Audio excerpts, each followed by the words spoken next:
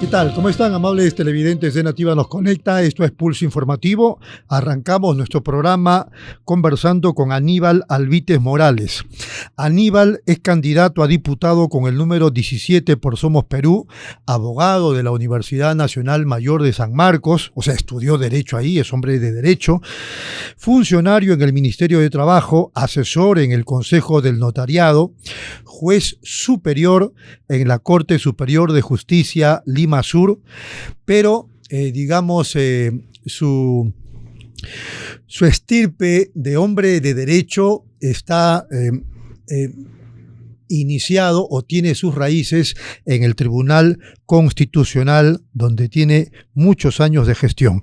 ¿Qué tal, Aníbal? Disculpe que lo tutee. ¿Cómo está, Aníbal? No hay ningún problema, muy amable. Acá, buenos días, aceptando la invitación, muchas gracias. Y acá ya hice una reseña de mi experiencia profesional, y acá para vuestras interrogantes. La mayor cantidad de años de trabajo ha sido en el Tribunal Constitucional. En el Tribunal Constitucional yo me inicié trabajando desde muy joven. Yo comencé a trabajar desde los años que tenía 21 años de edad. Me casé muy joven, de 21 años, mi esposa de 20 años, y como dos jóvenes teníamos que comenzar a trabajar, labrarnos un futuro juntos. Trabajé 11 años. ¿A los 21 dónde trabajaba? En el Ministerio de Trabajo ingresé a trabajar. Ya. Ahí llegué a desempeñar diversos cargos, entre el más resaltante, llegué a ser subdirector de negociaciones colectivas a nivel nacional. De ahí pasé en el año 1997, comencé a trabajar en el Tribunal Constitucional, entidad desde la cual he tenido algunas licencias. ¿Quiénes estaban en el Tribunal Constitucional en el año 97? En el año 97 estaba la doctora Delia Reboredo, uno de los más preclaros magistrados, el doctor Manuel Aguirre Roca. El doctor Reiterri. El doctor Guillermo Reiterri, el doctor Francisco Acosta, Ricardo Nuyen, José García Marcelo. Ya después, ¿no? No, ellos fueron los primeros magistrados del primer pleno del Tribunal Constitucional, que tiene su antecedente en el Tribunal de Garantías Constitucionales. Claro, pero me refiero al hecho de que en la época de la dictadura se deshacen de los magistrados que acabamos de mencionar. El Tribunal Constitucional inicia sus labores como Tribunal Constitucional en junio de 1996.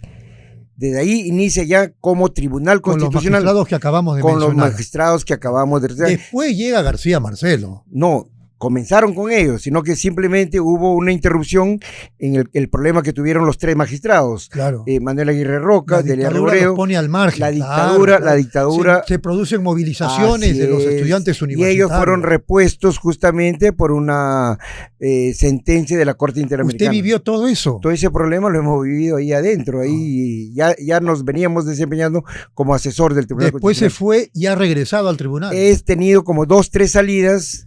Un año me fui a ser asesor del Consejo del Notariado, regresé al Tribunal Constitucional, de ahí volví a salir, me fui año y medio como juez superior de la Corte Superior de Justicia de Lima Sur, y de ahí nuevamente he regresado, en la cual me vengo desempeñando hasta la actualidad. Bueno, y ahora postula al Parlamento Nacional. Ahora postulo a la Cámara de Diputados. Estoy de licencia 60 días como manda la ley. Correcto. Tiene experiencia, eso es definitivo. Tenemos experiencia, conocemos el funcionamiento del Estado, por eso lo que yo siempre le vengo diciendo a los electores,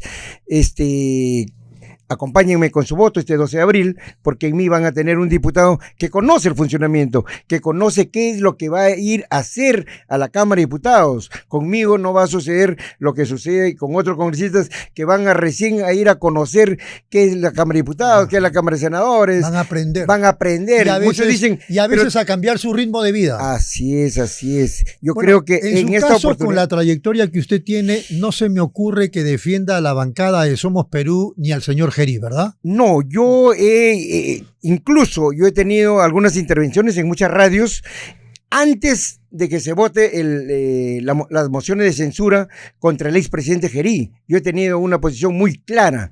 Yo tengo un prestigio, señor periodista, personal y profesional.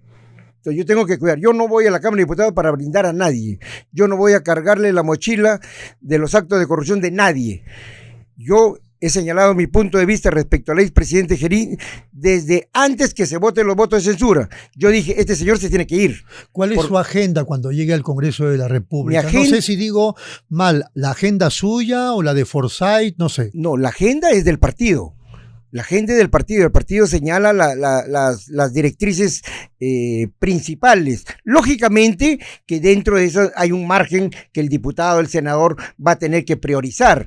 En mi caso, yo soy abogado especialista en derecho laboral, previsional, administrativo y constitucional. En esos 4 ejes yo me voy a desempeñar y voy a tratar de dar la mejor performance que pueda ser, que se pueda dar, ¿no? Ahora, sin duda la situación va a ser compleja políticamente hablando, porque ningún presidente, hombre o mujer que llegue a partir del 28 de julio va a tener mayoría en el Parlamento. Justamente, hay muchos que apostaban por el retorno de la bicameralidad, en el sentido que decían que, bueno, es bueno que haya 2 cámaras para que una cámara debata, apruebe la ley, y la otra cámara, un Senado más reflexivo, donde se pueda analizar, evaluar lo aprobado por la Cámara de Diputados. Pero hay muchas cosas, hay muchas veces que esto puede ser contraproducente.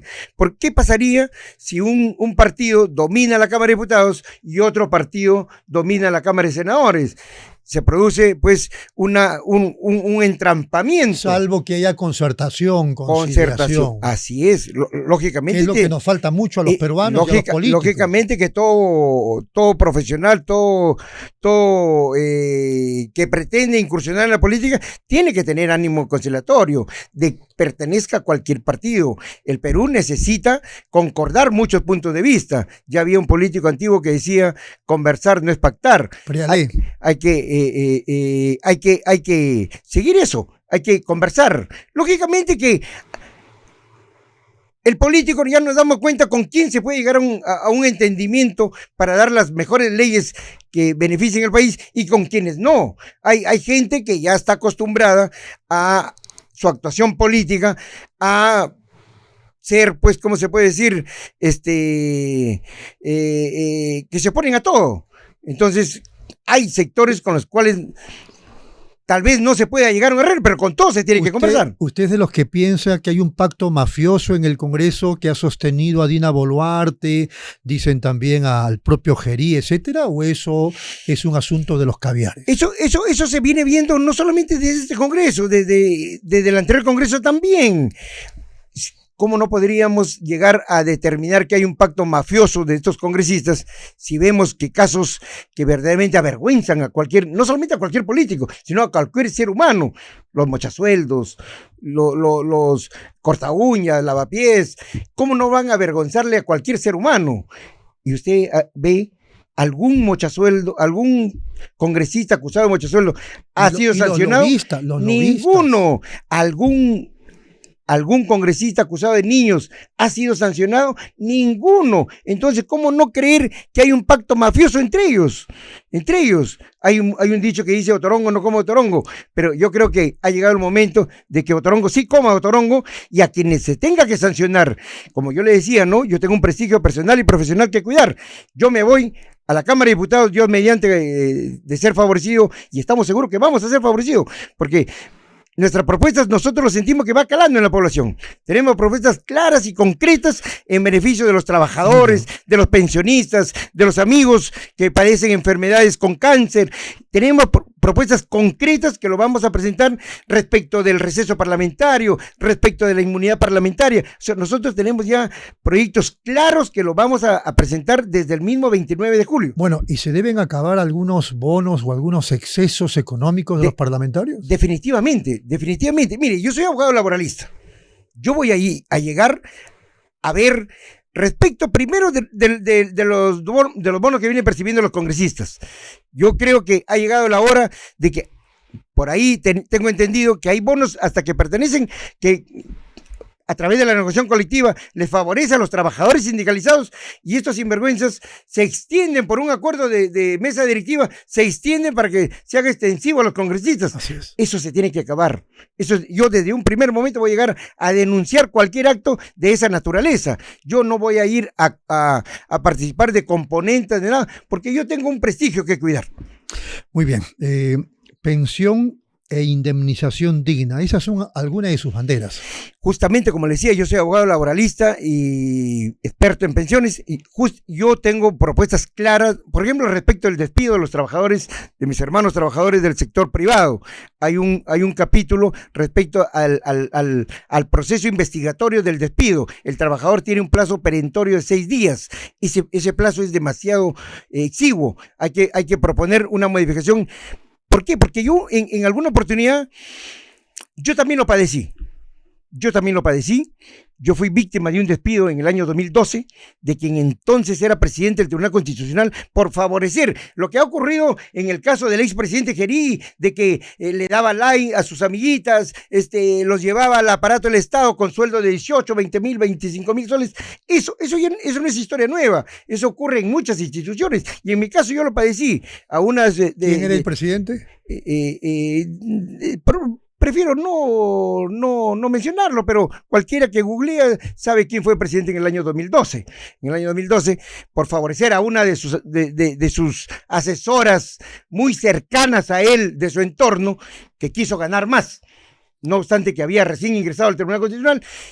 A mí me inventaron unas faltas, me despidieron de una manera prepotente, abusiva. Yo por eso lo que inicié un proceso judicial. ¿Tiene miedo usted de mencionar su nombre? No, el doctor Álvarez, yo no tengo ningún miedo. El que ha sido presidente del Consejo Consejo de Ministros. Después ha sido premiado por el gobierno de Gerí como primer ministro. Yo no tengo ningún miedo, porque conmigo se cometió un abuso de autoridad. No solamente un acto arbitrario, sino un abuso de autoridad. ¿Sabe por qué? Porque el ex magistrado Carlos Mesía, antes de que a mí me despidan, el ex magistrado Carlos Mesía le dirige una carta al presidente y le dice: háganos saber a todos los magistrados si usted ha puesto en conocimiento del Pleno el inicio del proceso de despido del asesor Aníbal Alvítes. Y el señor nunca le contestó. ¿Y sabe por qué no le contestó? Porque nunca lo puso a conocimiento del Pleno. Él, de motu propio. Y los asesores de primer nivel, como en mi caso, solamente podíamos ser despedidos previo acuerdo del Pleno. Y este señor, ¿Álvarez tenía algún problema personal con usted? De nada. ¿Y por qué hizo eso? Porque quería favorecer a un asesor de su entorno. Lo cual ocurrió. A mí me despiden el 2 de agosto, el 10 ya están convocando concurso en mi plaza, sin que esperen de que si yo les puedo ganar el juicio. Y gana la amiga. Y gana la señorita. En 10 días, un concurso célere, rapidito, y ganó. Muy bien. 30 segundos. Un mensaje de reflexión a la gente que va a votar el 12 de abril. Yo justamente, como le decía, tengo varios proyectos. Por ejemplo, si usted me permite, respecto del receso parlamentario. El receso parlamentario, todos sabemos que, ¿por qué no se podía votar, y lo hemos vivido recientemente, las 4 mociones de censura contra el expresidente Gerí? Porque los congresistas estaban de vacaciones. Por eso tuvieron que recoger firmas para hacer un pleno extraordinario. Entonces, yo voy a proponer el 29 de julio un proyecto de ley para que ese receso parlamentario de 2 meses y días, casi 3 meses, se reduzca a 1 mes. ¿Sabe por qué? Porque todos los trabajadores del país, del sector privado, público, solo tienen 30 días de vacaciones. Así es. Y debe acabarse la semana de representación. Ayer tuve una entrevista en una radio y dije, yo lo llamo la semana de la vagancia. Esa semana de representación quiere decir que los congresistas solamente se acuerdan de sus electores una semana al mes. El congresista tiene que acordarse de las necesidades de sus votantes y de la población en general los 365 días al año. Yo voy a proponer que esa semana de representación se termine, así como voy a proponer que las sesiones de pleno no haya congresistas que se conecten de manera virtual. Yo creo que ha llegado la hora de trabajar. Listo. Ha llegado la hora de trabajar y por eso me dirijo a los trabajadores del país, aquellos que fueron despedidos en el año del 90 del Fujimorato. Amigos, yo voy a proponer un proyecto de ley para que seas indemnizado por el daño que te causó ese gobierno dictatorial. Listo. Amigos, Trabajadores, este 12 de abril, acompáñenme con su voto, marcando el corazón de Somos Perú, y en diputados, en la cuarta columna, escribiendo el número 17, soy Aníbal Albites, actual asesor del Tribunal Constitucional. Muy bien. No me voy a defraudar. Muchas gracias, Aníbal, muy gentil. Vamos a la pausa de inmediato, regresamos.